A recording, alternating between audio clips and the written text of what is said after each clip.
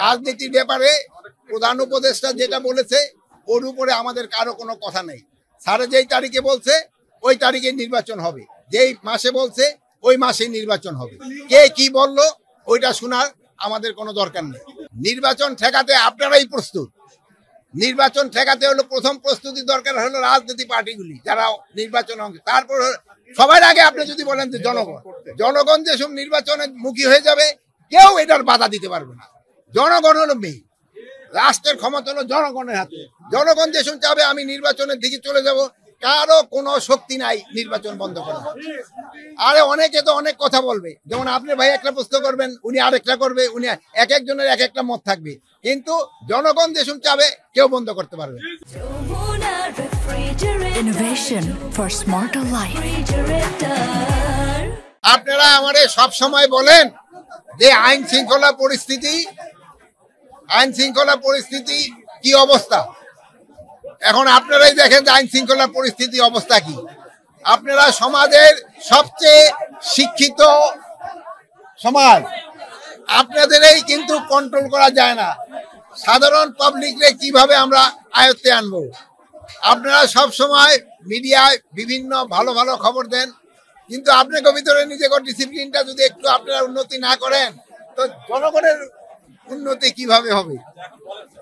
এখন আমরা এখানে আজকে আসার উদ্দেশ্য ছিল হলো দুটা জিনিস দেখা। দেশে পানি বেড়ে যাচ্ছে এবং প্রচুর বৃষ্টিপাত হওয়ায় শাকসবজি অনেক কিছু নষ্ট হয়ে গেছে। এই জন্য বাজারে কিন্তু একটুখানি শাকসবজির দাম একটু বেড়ে গেছে। কিন্তু ওদিক দিয়ে আবার আলু, আমাদের স্টোরে প্রচুর আলু পড়ে রয়েছে, কিন্তু আলু অত লোকজনে কিন্তু পাচ্ছে না, প্লাস কৃষকেরা আলুর দামও পাচ্ছে না। এখানে দেখেন কারণ বাজার থেকে এখানে একটা আলু 1 কেজি দামে 4 টাকা ডিফারেন্স, 5 টাকা ডিফারেন্স, 6 টাকা ডিফারেন্স। এত হয়, ভোক্তারাও যেরকম ক্ষতিগ্রস্ত হচ্ছে, কৃষকও কিন্তু ক্ষতিগ্রস্ত হচ্ছে। কৃষক যদি আলুর দাম না পায় আগামীবার তারা কিন্তু আলু বুনবে না। আলু না বুনলে কিন্তু আবার আলুর দাম বেড়ে যাবে। তাই প্রত্যেকটা ভোক্তারও যেন সুবিধা হয়, কৃষকের জন্য সুবিধা হয়, ওই পর্যায়ে কিন্তু একটা দাম রাখতে হয়। কিন্তু আমাদের দেশে দেখা যায় যে মধ্যস্বত্বভোগী যারা আছেন তারা একটা কিন্তু দামটা অনেক বাড়ায় দেয়। কৃষকও ভালো দাম পায় না, ভোক্তারাও বেশি দামে কিনতে হয় না। ভাই আমি চাই মধ্যস্বত্বভোগী যারা আছেন তাদের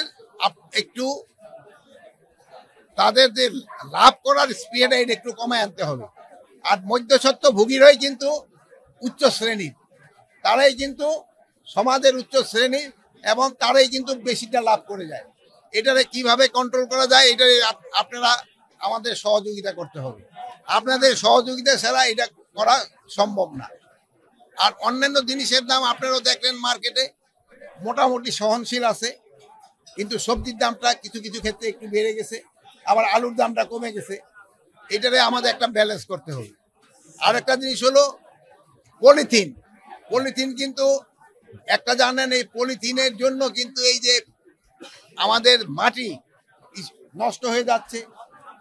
তারপরে এই পলিথিনটা কিন্তু কোনো অবস্থায় নষ্ট হয় না।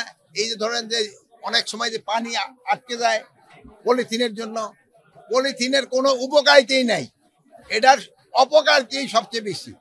আর আমরা যদি এই পলিথিনটা বন্ধ করতে পারি, আমাদের পাটের ব্যাগ যদি আমরা ব্যবহার করতে পারি, যেহেতু একসময় আমাদের কিন্তু পাটের একটা বিরাট চাহিদা ছিল, এখন কৃষকরা কিন্তু পাটের এরকম দাম পায় না। এখন আপনারা যদি পলিথিন ব্যবহার বন্ধ করে পাটের ব্যাগ ব্যবহার শুরু করেন, তবে আমাদের কৃষকরা লাভবান হবে, আমাদের স্বাস্থ্যসম্মত জিনিস হবে এবং পরিবেশের জন্য একটা ভালো জিনিস হবে। তাই আপনাদের কাছে সবার কাছে অনুরোধ করব, আপনারা পাটের ব্যাগ ব্যবহার করেন। এখন যদি আপনাদের কারো কোনো প্রশ্ন থাকে, আরেকটা জিনিস তো চাঁদাবাজি। এই মোহাম্মদপুর মিরপুর এলাকায় চাঁদাবাজিটা একটু বেশি হয় সব সময় রিপোর্টিং। এটা চাঁদাবাজিটা কিভাবে কন্ট্রোলের ভিতরে আনতে হবে, মানে চাঁদাবাজি, কোন চাঁদাবাজকেই বাংলাদেশে থাকতে দেওয়া হবে না, চাঁদাবাজিদের স্থায়ী বাংলাদেশে হবে না। এটা যে যত বড় চাঁদাবাজি হোক না কেন তারে আমরা আইনের আওতায় নিয়ে আসবো। কাউকে কোন রকম চাঁদাবাজি ছাড় দেওয়া হবে না। চাঁদাবাজের উপরে কোনো প্রেশার নাই। যে কোনো চাঁদাবাজ ধরেন পান আমাদের দেখান, সাথে সাথে তারা আমরা আইনের আওতায় নিয়ে আসবো। এটা ক্ষেত্রে আপনাদের একটু সাহায্য সহযোগিতা দরকার।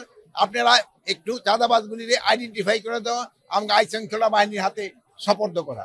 এখানে জিজ্ঞেস করলাম মোহাম্মদপুরে ভাইয়েরা তো এখন আমার বললো যে চাঁদাবাজ নাই, কিন্তু আদারওয়াইজ চাঁদাবাজি করে কিনা ওনারা বলতে পারে। আমাদের স্বরাষ্ট্র মন্ত্রণালয়ের আওতাধীনে কোনো রকমের কোনো অঘটন ঘটলে ওটা আমরা সাথে সাথে তার আওতায় নিই। আরেকটা জিনিস ভাই আপনাদের অনুরোধ করব, আপনারা মাদকের বিরুদ্ধে সোচ্চার হন। মাদকের বিরুদ্ধে আপনাদের সোচ্চার হতে হবে, যেহেতু এই মাদক কিন্তু আমাদের সমাজটাকে ধ্বংস করে দিবে আপনারা যদি সোচ্চার না হন। এই আমাদের বাচ্চাদের আর হলো আমরা কিন্তু খুব অসহিষ্ণু জাতি হয়ে গেছি। কোনো কিছু একটা ঘটনা ঘটলে আমরা ছবি উঠাইতে যাই, বাট তারে প্রতিকার করি না।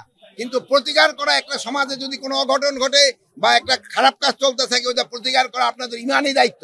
আপনারা ওটার প্রতিকার করবেন।